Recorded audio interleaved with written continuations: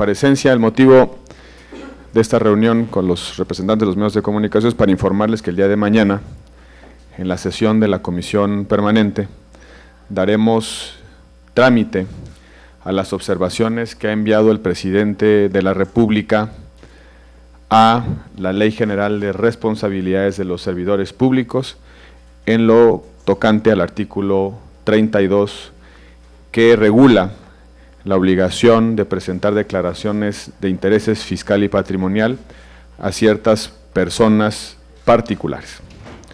El trámite que se debe dar según nuestra Constitución, la Ley Orgánica y el Reglamento es turnarlo a las comisiones que dictaminaron de manera original el proyecto, es decir, a las Comisiones Unidas encabezadas por la Comisión de Anticorrupción. Las observaciones enviadas por el Presidente de la República se componen de dos apartados. En primer lugar, una fundamentación y motivación por aquello de lo que el Presidente considera que debe ser analizado y estudiado por el Congreso de la Unión. En segundo lugar, un conjunto de propuestas de redacción específicas para sustituir el contenido de las leyes aprobadas, de la ley aprobada por el Congreso de la Unión, específicamente del artículo 32. Las comisiones encabezadas por la Comisión Anticorrupción tendrán la obligación, la responsabilidad de emitir un nuevo dictamen, en el cual estudien las observaciones hechas por el Presidente de la República y se pronuncien con respecto a las propuestas de redacción que ha enviado el Presidente. Y ahí se abren tres opciones. En primer lugar, aceptar en sus términos las propuestas del Presidente.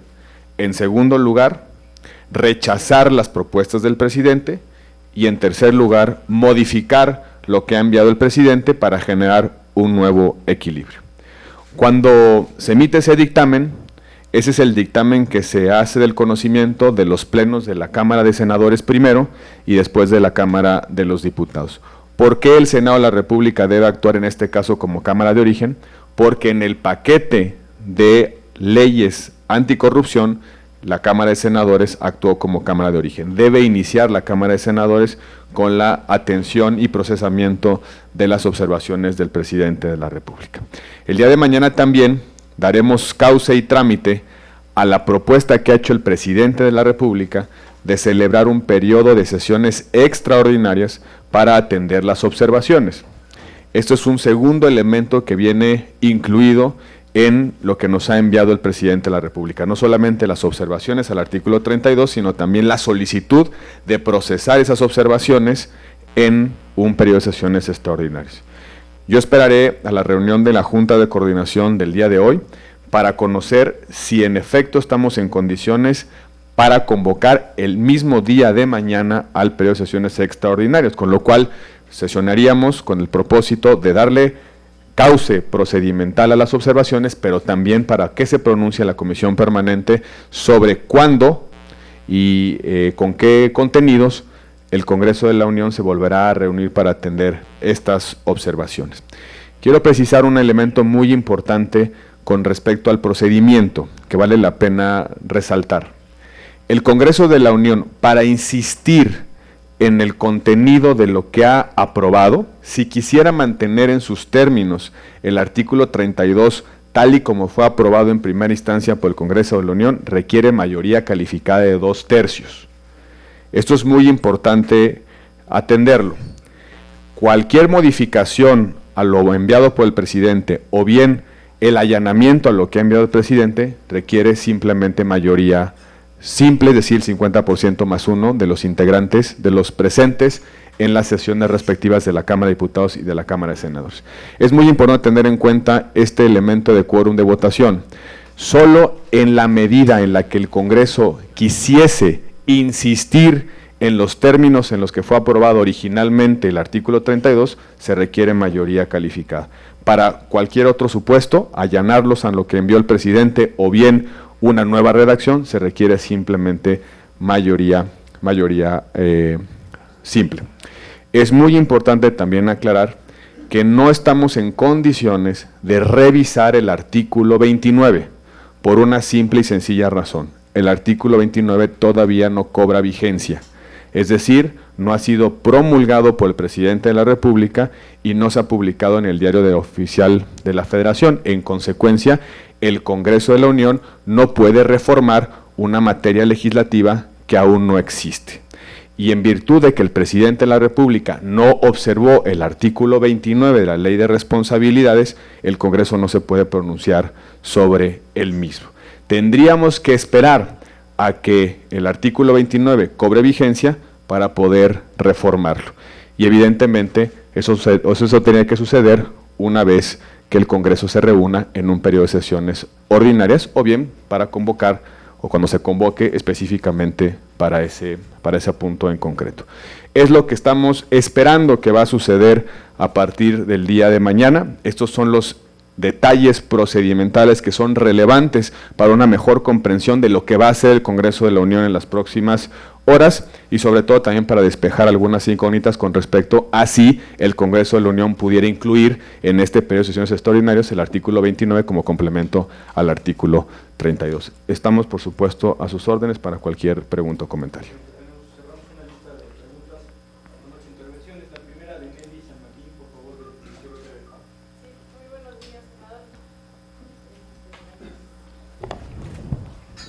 Pues preguntarle sobre este artículo 32, varios senadores han indicado que sí se tiene que revisar la redacción, sin embargo que de cualquier manera tendrían que estar incluidos los empresarios, sobre todo que celebran contratos con el gobierno, y si en esta ocasión no revisan el artículo 29, su opinión si tendría que revisarse posteriormente. Gracias.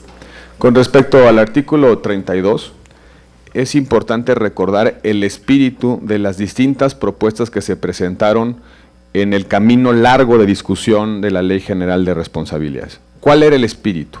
Hay ciertas personas privadas, particulares, no servidores públicos, que tienen dos características: o usan, administran y custodian recursos públicos, o tienen una especial incidencia en la toma de decisiones públicas.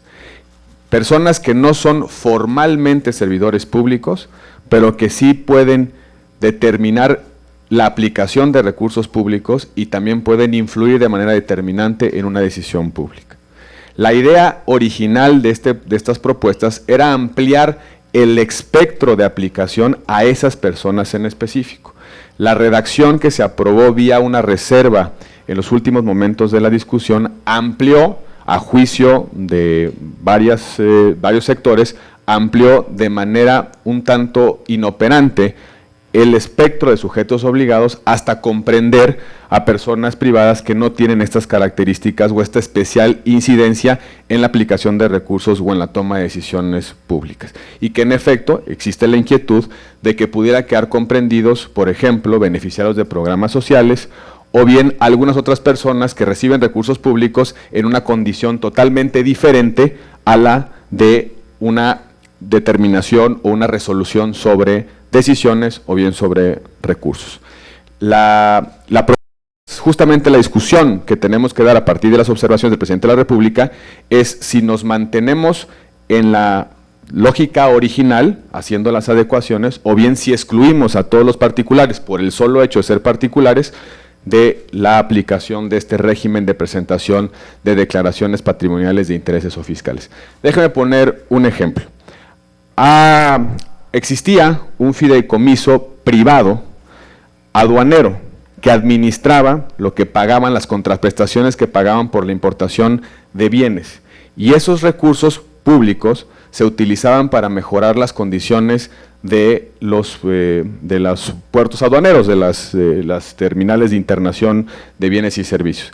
Se trataba de un fideicomiso privado que administraba recursos públicos.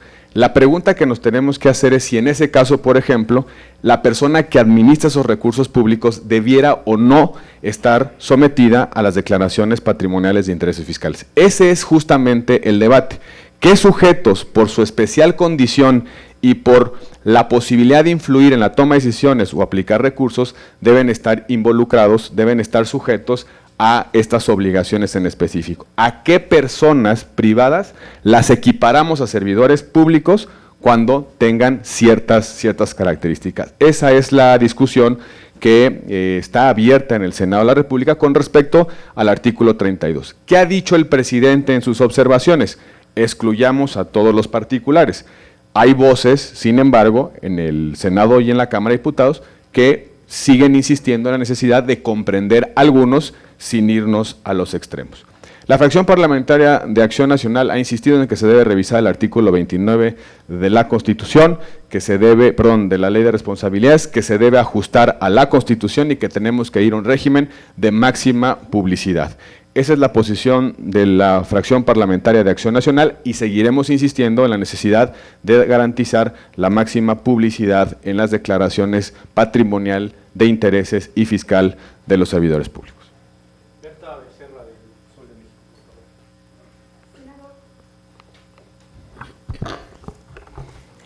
Sobre esto y después preguntas de otros temas. Sí. Bueno, perfecto, gracias. Entonces, ¿cómo es que se van a adecuar ustedes? O sea, ¿cómo va a ser el procedimiento, el análisis? Porque, o sea, usted ahorita ya lo explicó un poco más claro, porque no se sabía si se podía o no se podía modificar. Usted dice que sí se puede modificar, incluso mantenerse la actual redacción. ¿Cuáles serán los ajustes? Quitar a estas personas, o sea, no generalizarlo y hacer puntualizaciones de empresarios o personas físicas y morales que sí tengan relaciones mercantiles con el gobierno, con los 3 niveles de gobierno. Gracias. El presidente de la República participa en 2 momentos en la función legislativa, en el proceso legislativo. Participa al inicio, cuando presenta iniciativa, y participa al final, cuando hace las observaciones o el veto, que es el paso previo a la promulgación y publicación de una norma aprobada por el Congreso de la Unión. ¿Qué significa la facultad de observación o veto? Abrir una segunda reflexión al Congreso de la Unión para que corrija, modifique algo que fue aprobado previamente a partir de un conjunto de consideraciones que pueden ser constitucionales, de política pública, de eficiencia económica, de costo fiscal, etcétera, etcétera, etcétera. Lo que ha hecho el presidente es pedirle al Congreso de la Unión un nuevo razonamiento sobre el artículo 32.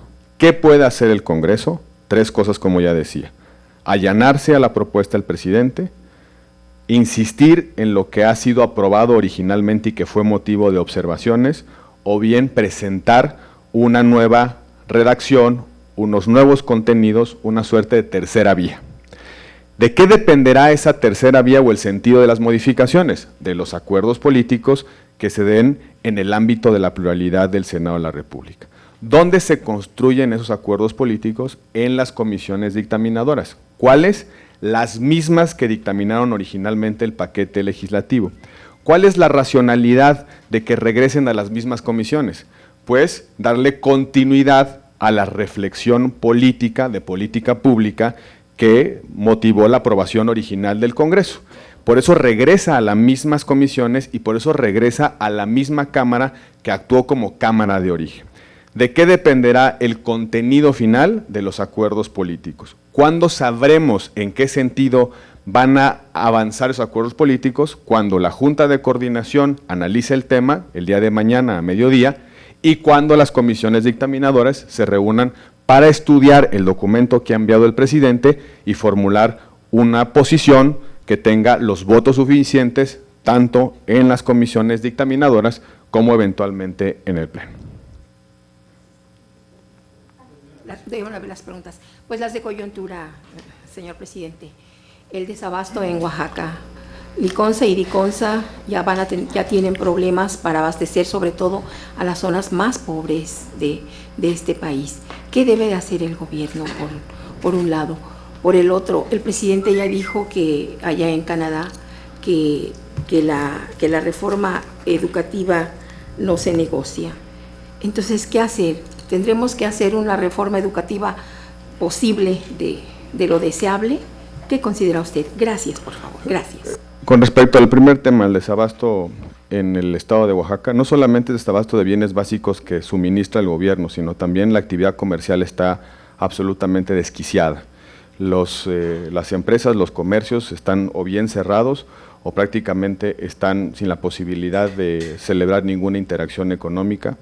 La situación económica en el Estado de Oaxaca se está agudizando todos los días y es necesaria no solamente una respuesta logística del Gobierno de la República para que a los beneficiarios de programas sociales o bien la red de suministro de bienes básicos pueda funcionar adecuadamente, sino también tenemos que restablecer las condiciones económicas en el Estado, y eso pasa necesariamente por la aplicación de la ley y por restablecer las condiciones de gobernabilidad en el Estado de Oaxaca. Debe de haber una estrategia clara, precisa y contundente del Gobierno de la República para desactivar el conflicto social y reponer las condiciones de paz, de orden públicos y de seguridad en el Estado de Oaxaca. No solamente hay que preocuparse por el inminente y muy lamentable desabasto de bienes, alimentos y medicinas, sino también por recuperar las condiciones económicas del Estado. Todos los días Oaxaca se empobrece precisamente por la acción de estos grupos sociales, por la acción de la disidencia magisterial y también por la falta de una adecuada y muy contundente respuesta por parte del Estado mexicano. Subrayo, Estado mexicano, no solamente tiene que actuar el gobierno federal, sino también las autoridades locales. Y ahí se requiere, insisto, una estrategia muy clara, muy definida, nítida, entre los tres órdenes de gobierno para resolver el problema general del Estado de Oaxaca a partir de la incursión del movimiento político magisterial. Con respecto a la reforma educativa, simplemente no se puede reformar, no se puede negociar la reforma educativa porque para eso se requeriría reformar la Constitución, y a menos que el Gobierno de la República pretenda aceptar que puede violar la Constitución a través de una negociación política, simplemente está absolutamente descartado.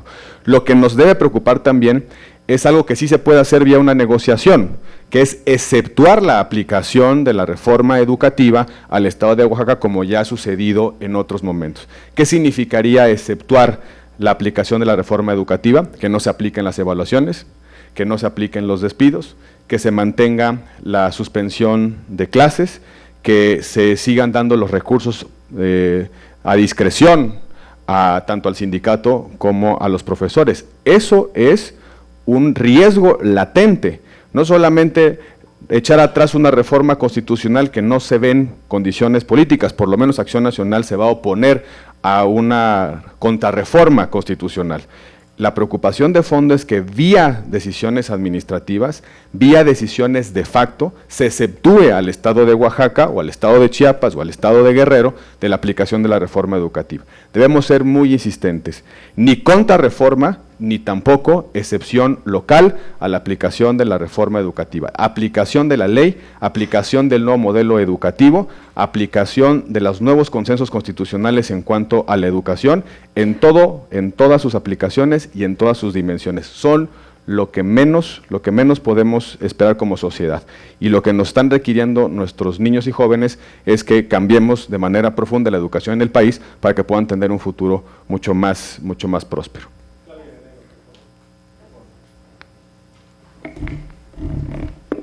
Gracias, presidente.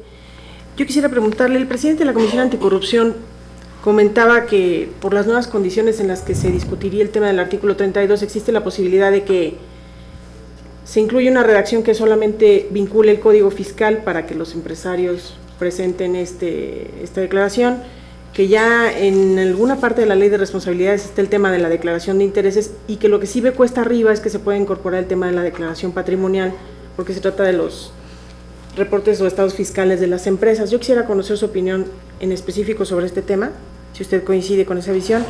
Segundo, también quisiera preguntarle sobre esta preocupación que ha surgido entre los gobernadores electos de Acción Nacional sobre la manera en la que se están apertrechando los mandatarios priistas para elegir fiscales, magistrados, contralores, transeccionales, y sobre el riesgo de que estén ahí para limpiarles la cara, digamos. ¿Qué opina usted sobre esto y qué se puede hacer, si existe de verdad alguna salida política o legal a ese tema?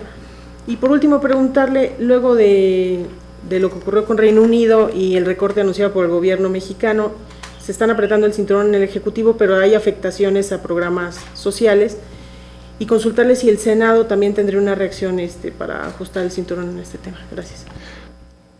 Con respecto a las adecuaciones que pudiera sufrir el artículo 32, hay múltiples posibilidades técnicas para resolverlo.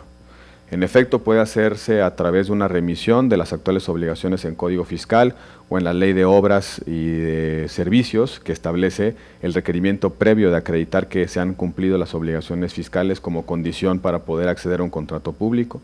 Que en efecto hay un capítulo muy importante de obligaciones de revelación de intereses y en efecto también de sanciones por no revelar intereses, que aplica tanto para el servidor público como para su contraparte en el sector privado, y también la posibilidad de someter a ciertos particulares o no a las declaraciones patrimoniales. Las posibilidades técnicas de solución son muy amplias.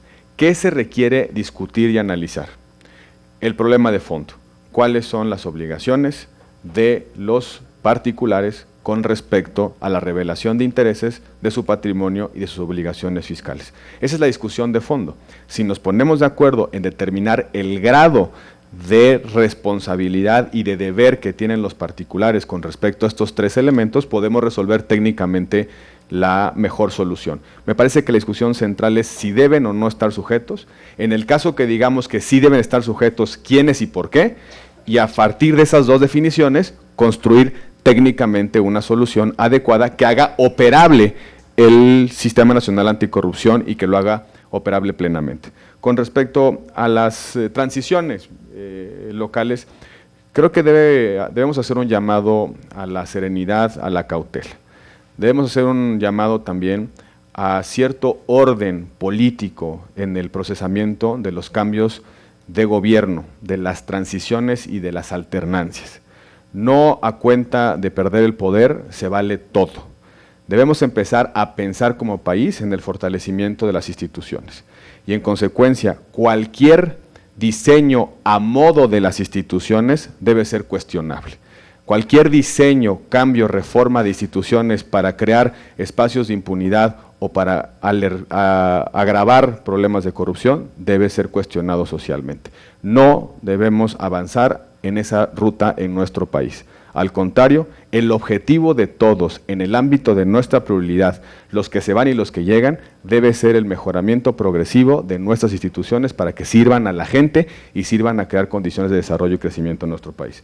Con respecto al recorte, hay que seguir con muchísimo cuidado la evolución de la decisión que ha tomado el Reino Unido de salirse de la Unión Europea y sobre todo las implicaciones que va a tener en el sistema financiero. Está provocando cierta turbulencia en los mercados financieros, cierto nerviosismo. Buena parte de los mercados financieros se están relocalizando en mercados más seguros, específicamente en Estados Unidos. Eso está provocando la apreciación del dólar con respecto a otras monedas que nos está afectando evidentemente. México debe seguir con muchísima cautela y con muchísima responsabilidad lo que está pasando en el mundo a partir de esta decisión. Tomar sus previsiones. Una de ellas, sin lugar a dudas, es el recorte de gasto.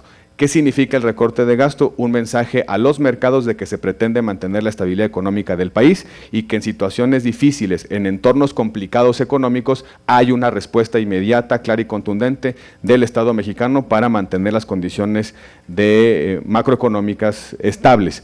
Ahora bien, también tenemos que ser proactivos, intervenir en el mercado de divisas cuando sea necesario, pero sobre todo apostar a una estrategia de crecimiento que permita aprovechar las enormes ventajas productivas que tiene nuestro país y echar a andar la economía hacia adelante. Tenemos que ser cautos pero muy responsables, que no empiece a generalizarse el nerviosismo con respecto a esta decisión, pero sí actuar con total responsabilidad y de manera muy oportuna.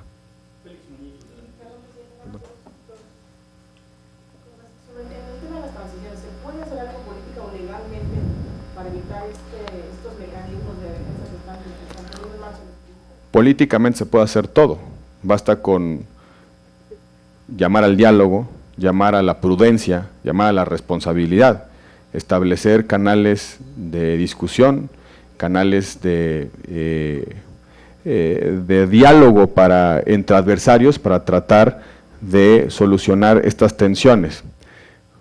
Legalmente existen distintas alternativas, básicamente las acciones de inconstitucionalidad, las controversias constitucionales, todas ellas dependerán de las condiciones en las cuales se realice el tránsito de gobierno. Evidentemente, un gobernador en transición no puede interponer una controversia constitucional porque todavía no tiene la legitimidad para hacerlo, pero después sí se puede hacer. Más allá de los recursos jurídicos existentes, de las soluciones constitucionales, esto es un tema fundamentalmente político. Y el agandalle político tiene que resolverse con responsabilidad política.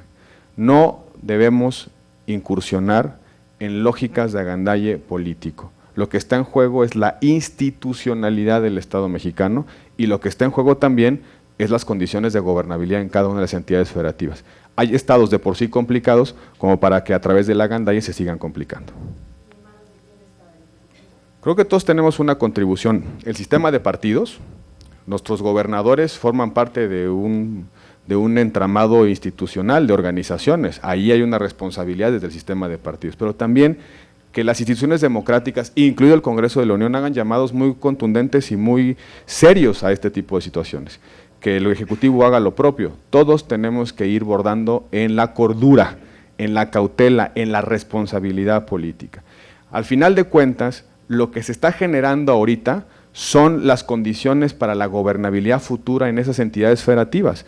Todo lo que se haga ahorita va a tener efectos en el futuro, repercusiones políticas, consecuencias políticas. Creo que el llamado nos obliga a todos y debe ser un llamado a la responsabilidad, a la serenidad y sobre todo a crear condiciones, todos desde nuestra pluralidad, a cuidar la gobernabilidad del país. Siempre estamos en el Senado pensando cómo eficientar los recursos y ahorita queremos hacer alguna mención sobre algún aspecto en concreto que se está discutiendo en algunos medios de comunicación. Vamos a revisar correctamente cuál es la evolución del gasto público. Nos preocupa que el anuncio que ha hecho el Gobierno de la República verse fundamentalmente en la inversión social, educación y salud, en un momento en el que México requiere una política social muy profunda, muy eficiente para poder generar oportunidades de desarrollo para nuestra sociedad.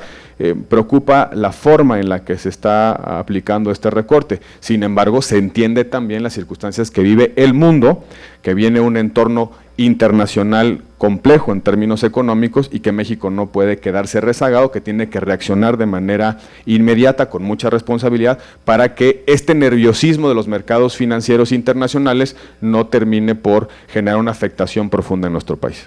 Gracias. Sí, senador, precisamente en el supuesto de que aquí le hicieran modificaciones a la redacción del artículo 32, lo pasan a la Cámara, se lo llevan al presidente, ¿el presidente podría quedar inconforme con eso y volverlo a regresar? Esa sería una pregunta. Otro tema más. Nunca se ha dado observaciones a las observaciones y me temo que no se podría. Desde una reacción estrictamente constitucional, creo que no habría posibilidad de observar lo observado. En consecuencia, creo que el proceso legislativo concluye con una definición del Congreso atendiendo las observaciones.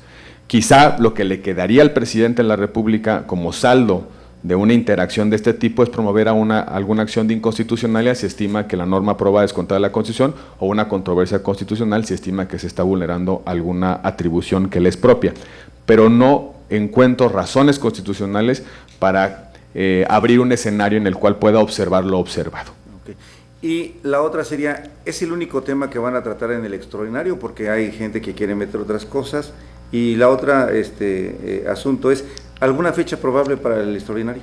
Ambas cosas las vamos a conocer a partir de los acuerdos políticos que se eleve la Junta de Coordinación.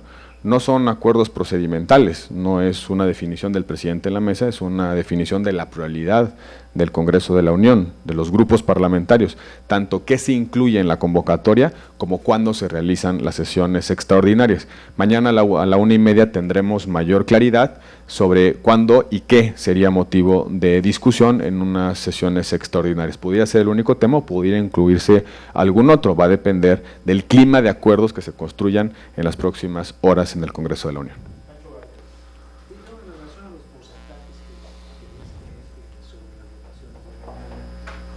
¿Qué pasaría en el caso de que los que no quieren allanarse a las observaciones que requieren de los 2/3 fueran mayoría y los otros quedaran en minoría? Obviamente ahí quedaría, ni unos tienen la mayoría ni los otros tampoco. Ahí en ese caso, ¿cómo se resolvería el entuerto? Esa es una. Y la otra, la ley de veto del presidente quedaría entonces anulada con los 2/3 del Congreso. Ya hablaste de que puede presentar una controversia constitucional. El único supuesto en el cual aplica mayoría calificada es cuando el Congreso de la Unión insiste en los términos originales en los que fue aprobada la materia legislativa sujeta a veto u observación. Es el único supuesto. Si se allana, mayoría simple. Si modifica, mayoría simple. El único supuesto es cuando el Ejecutivo es vencido por el Congreso de la Unión. El veto del Ejecutivo es vencido por el Congreso de la Unión. El único supuesto de votación calificada es cuando el Congreso decide vencer el veto del presidente. No hay otro supuesto. Si modificamos lo enviado por el presidente en un sentido de solución a lo que nos ha planteado, se requiere mayoría simple. Si nos allanamos, se requiere mayoría simple. La única votación calificada, insisto, sería si el Congreso insistiera en dejar el artículo 32 en los términos en los que fue aprobado. Es bien importante tener esto en cuenta porque ya podrán ustedes hacer cálculos, aritmética, de que no existe condiciones, por lo menos si el grupo parlamentario mayoritario, del cual proviene el presidente de la República, respalda las observaciones del presidente. No habría condiciones políticas para insistir porque no se alcanzaría la mayoría calificada. Sí, pero me queda la duda. Si no hay ni mayoría calificada ni mayoría simple, ¿qué pasa? O sea, que los de la mayoría... Se entenderían por rechazadas las observaciones. Ok, o sea, es como si fuera en 2 tercios. No, a ver, tendríamos un dictamen de las Comisiones Unidas que puede tener 3 sentidos. Nos allanamos, modificamos o insistimos. En cualquiera de los 3 escenarios debe haber solución y tendría que votarse las veces que fueran necesarias para poder tomar decisión. Ahora, acuérdense, es mayoría simple, es decir, miembros presentes, mitad más 1. Claro, es como un dictamen, como la aprobación de una ley. Se volvería a votar. No, es imposible que no haya mayoría. Un voto de diferencia hace la mayoría. Sí, pero, o sea, si los que van por los 2 tercios pueden ser mayoría y dejan en minoría a los que no van por los 2 tercios. Si el dictamen propone insistir, se requiere mayoría calificada. Si el dictamen propone allanarnos, se requiere un voto de diferencia. Si el dictamen propone modificar en un determinado sentido, se requiere un voto de diferencia. No existe el supuesto de vacío de una mayoría, ¿me explico? Un voto de diferencia se requiere. En el caso de que tengamos un dictamen proponiendo insistir, se requiere una mayoría calificada. ¿Qué pasaría con ese dictamen? Se regresa a comisión y se tendrá que reformular en un sentido diferente. Vamos a suponer que las comisiones determinan que vamos a insistir en el 32 original. No se reúne la mayoría calificada. Se desecha ese dictamen y se devuelve a comisiones. La comisión tendría que proponer un dictamen en sentido diverso. ¿Cuáles son los 2 sentidos diversos posibles? Allanarnos o modificar. Y para aprobar cualquiera de los 2 se requiere un voto de diferencia. Bueno. ¿Por qué no te...? Ahí luego te platico. Alfredo Flores, de News México. Sí, gracias. Buenos días, senador. 2 preguntas nada más muy concretas. A pesar de que en estos días sacaron muchas leyes contra la corrupción, la percepción de la gente es que este sexenio es de mucha corrupción, no se acaba. Entonces, la percepción para una mejora y para que se aplique todas estas leyes, ¿le van a aplicar al siguiente presidente a partir del 18? ¿O cree que pueda lograrse mejorar un poco la imagen de los políticos, sobre todo la presidencia, que es la más golpeada? Y en una segunda, en este tema de los empresarios, pues también hay mucha percepción de que muchas comisiones, cuando se concede concesiones de construcción de carreteras o pases de peajes, e incluso hasta en los gobiernos locales, con grúas, parquímetros, etcétera, siempre hay comisiones económicas o un bono para el gobernante en turno. Estas modificaciones no permitirían que los empresarios que hacen eso se pudieran salvar y se acabara también esa percepción de actos de corrupción, de sobornos o abonos o como se le quiera llamar. El Sistema Nacional Anticorrupción no solo tiene como propósito castigar la corrupción, tiene como propósito renovar la legitimidad de las instituciones del Estado mexicano y mejorar la gestión. No es solamente un problema de carácter penal, sino un tema de alentar la creación de capacidades institucionales para dar respuesta a las expectativas de los ciudadanos, es mejorar la gestión pública.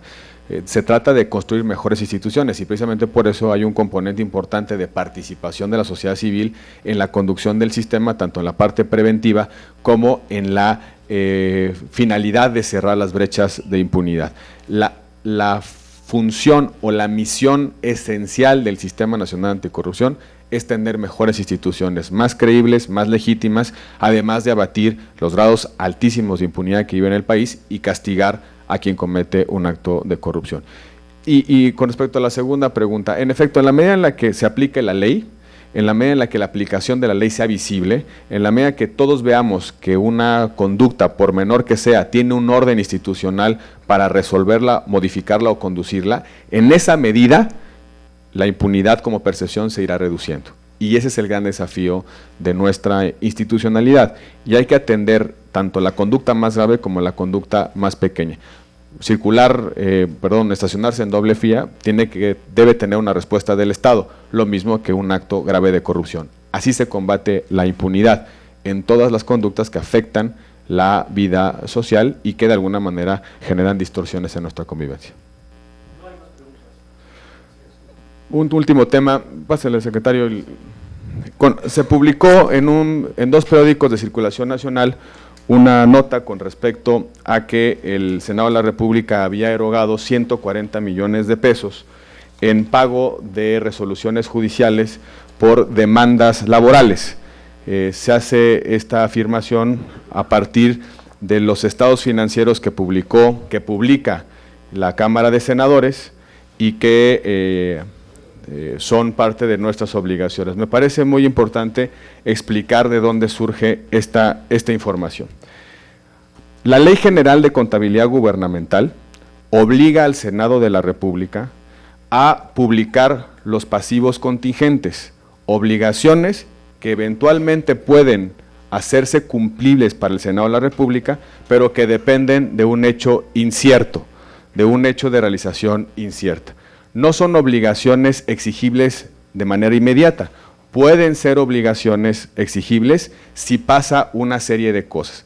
En el caso de las demandas judiciales, dependería su exigibilidad de una resolución que así no los impusiera. La ley nos obliga a informar sobre los pasivos contingentes. Se trata de un registro contable que se realiza en un asiento que se llama cuentas de orden o memorandas. Las cuentas de orden no son saldos ni pagos, las cuentas de orden son registros que le permiten a una determinada, a un ente económico tomar nota de ciertas cuestiones administrativas precisamente para llevar un mejor registro en sus libros. En cumplimiento de la ley, el Senado de la República publicó el año pasado en cuentas de orden denominadas demandas judiciales en proceso de resolución el monto de la sumatoria de las pretensiones litigiosas de aquellas personas que demandan al Senado. Fueron en el año pasado 68.5 millones de pesos, todo lo que nos está exigiendo quien demanda al Senado, y este año fueron 71.4. No son saldos insolutos que se suman, es la forma en la que evoluciona la cuenta de orden. Cerramos 2015 con 68.5 millones, vamos en el 2016 con 71.4. Se registran única y exclusivamente para efectos informativos, única y exclusivamente para control contable, no significa ni que el Senado los deba y mucho menos que el Senado los haya pagado.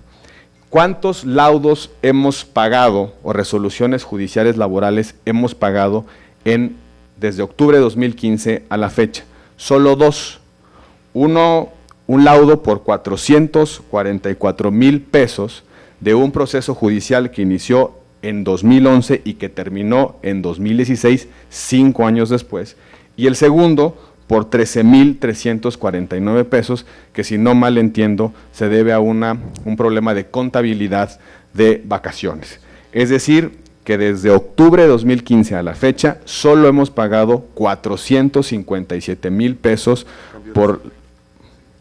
Cambió la cifra a 277. Perdón, a 277,000 pesos. El laudo era de 477, menos deducciones de 200, ley. 277,000. Es decir, ese laudo fue de 277,000 pesos más el segundo de 13,349, con lo cual estamos más o menos en 290,000 pesos de lo que ha pagado el Senado de la República como consecuencia de una resolución judicial.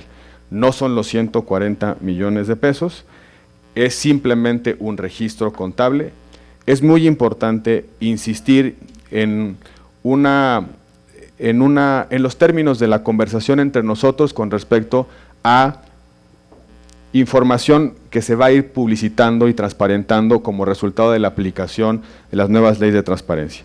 Estamos aplicando en todas sus dimensiones el nuevo régimen de transparencia en nuestro país y empieza a haber información con respecto a la entraña administrativa, contable, presupuestal.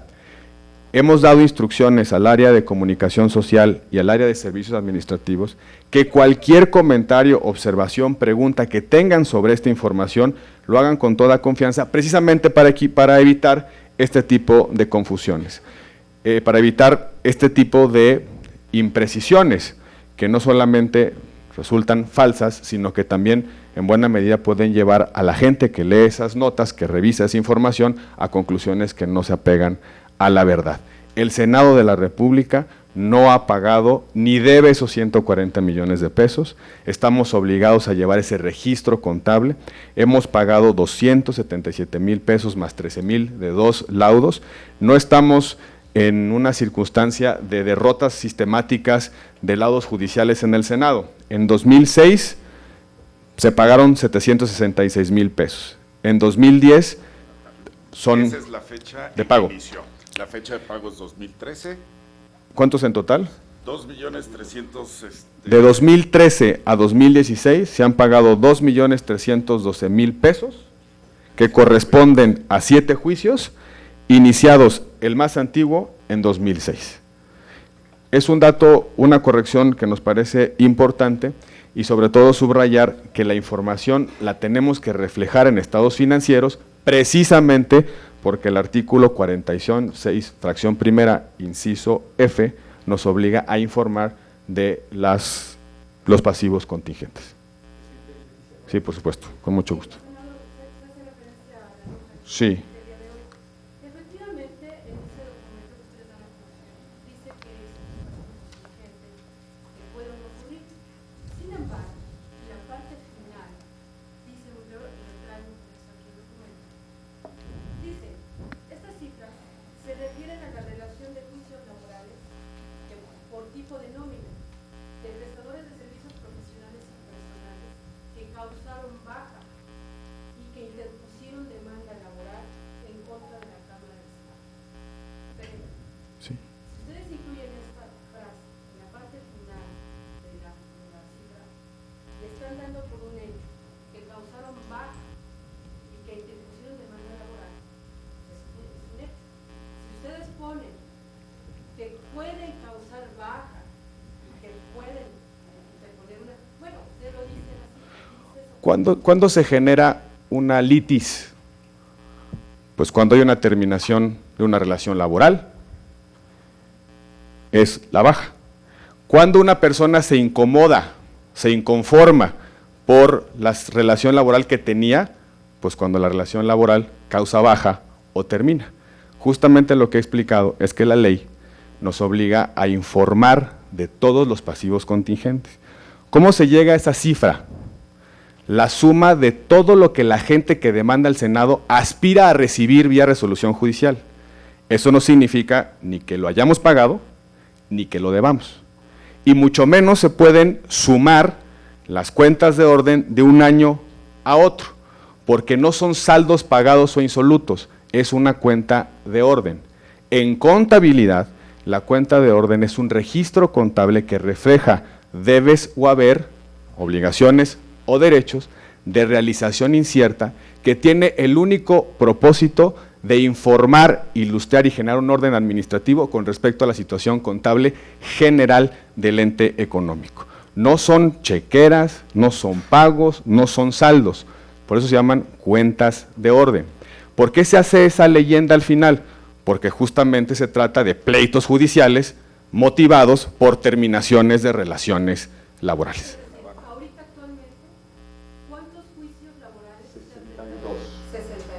El caso es, perdón, señor Sí, presidente, adelante. el año pasado tuvimos 58. Sí, acá. El año pasado tuvimos 58.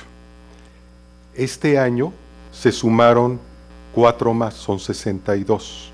Aquí la nota nos está hablando de que se suman los 58 más los 62. No, son 62 juicios que están en curso. Y esos 62 juicios están demandando el total de 71.459.000 pesos. Lo que los accionantes demandan en sus 62 juicios, como su pretensión, es la suma de los 71.400.000 pesos. De esos 71.459.000, ustedes todavía no han pagado ni un quinto de estos en particular. Los que ustedes están reportando son de juicios iniciados Concluidos. en años anteriores, 2011, entiendo. Lo que se informe que representa una carga financiera para el Senado de la República es aquello en lo cual ya existe resolución judicial que nos condena a pagar. En este caso, ni se han perdido los juicios, en este caso no hay condena para pagar y no ha acreditado un juez que tiene razón de pedir esa cantidad de dinero. Esa es la diferencia, es un registro contable. Por eso es importante señalar que de 2013 a 2016, en juicios laborales solo hemos pagado 2.312.000, juicios que empezaron desde 2006. No son los 140 millones, ni tampoco los 71 millones. Son simplemente el registro contable de todo lo que demandantes están exigiéndole al Senado. Y por eso se registra, para efecto de orden.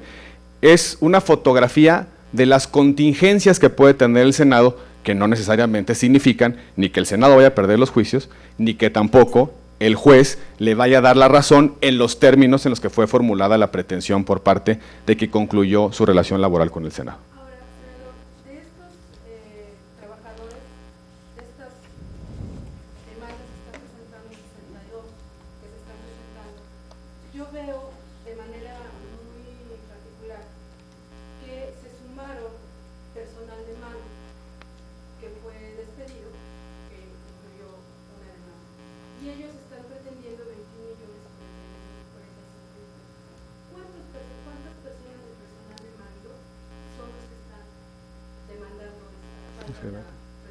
Dentro de esos 62, dentro de esos 62 aproximadamente debe ser entre el 10 y el 12% de este personal de mando.